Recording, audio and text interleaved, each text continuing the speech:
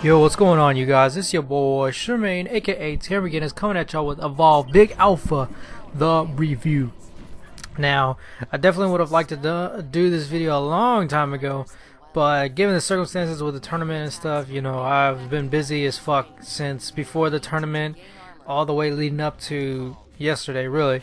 So the past week and a half or so, it's been pretty busy for me. And it's definitely not as thorough as I would like, considering that it's been a long ass time since I've played Evolve and I only played it for a couple of hours. But there are some things that I do remember that I wanted to share with you guys.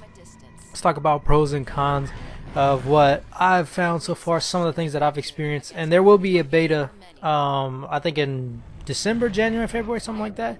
So we'll get more exposure to the game when that time arrives, which will be good.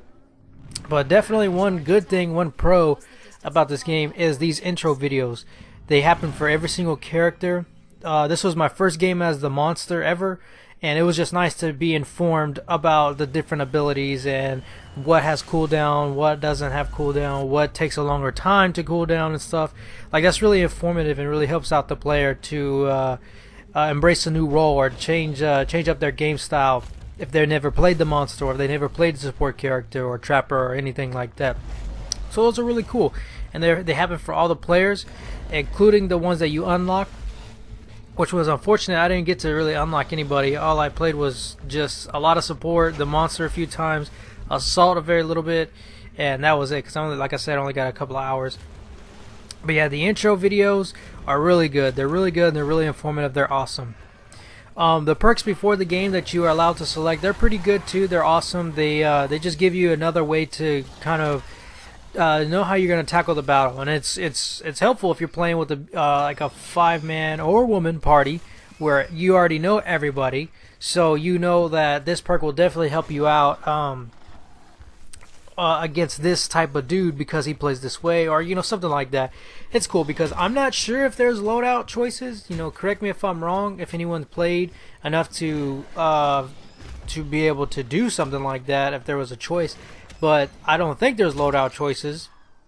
So then, you know, that perk just, you know, helps you out. It gives you a little bit of a boost, like 400% I think jetpack, or you do 5% total damage, more total damage and shit like that. So, you know, those are pretty cool. One thing that I would have liked is they kind of explain this in the intro videos, is the different weapon properties. So for instance, for the support guy, you have the laser cutter, I think that's what it's called. It's kind of like your standard gun, your standard weapon, but I think it does more damage than most. Not as much as like the lightning gun for the assault guy, but then you have your missile barrage or orbital barrage or whatever you want to call it, that does a shitload of damage.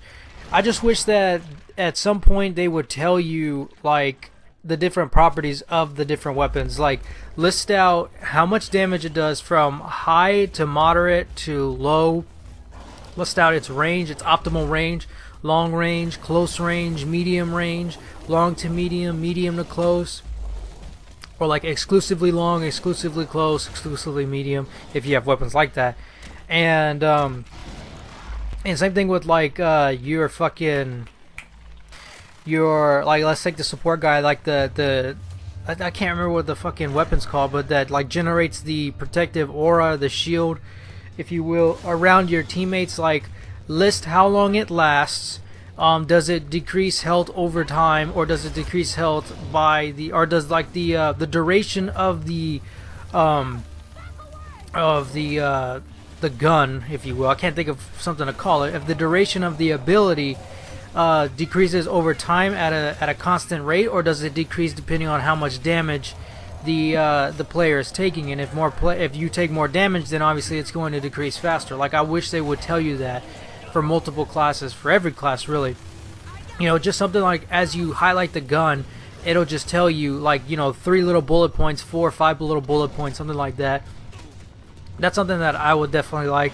Kind of going off that, there was a couple times where I played as the assault guy, and it really felt like my jetpack wasn't lasting long as long as my support character, or I wasn't going as high. So if there's any differences between characters when it comes to like base stats, like definitely let the player know, so that way you know that I'm the medic, I have the lowest amount of health, I really need to stay back. If that's the case. If that's not the case, then it doesn't really apply. Another thing is to identify the elite monsters. Like in the bottom left-hand corner, you'll definitely see a bunch of times saying to kill elite monsters to get buffs and stuff. Well, I would like to kill them if I knew what the fuck they were, you know, like highlight them in the environment or something. You know your characters, they'll call out like, oh, Thunderbird over here, or Megamouth, or whatever the fuck the things are called. It's like, okay, yeah, so are those the elite ones, or which ones aren't? You know, you'll run into a pack of like little small monsters, you'll kill them, and then one of them will drop a buff, and it's like, I find that very hard to believe that one out of those four little dudes was an elite monster. I don't understand that.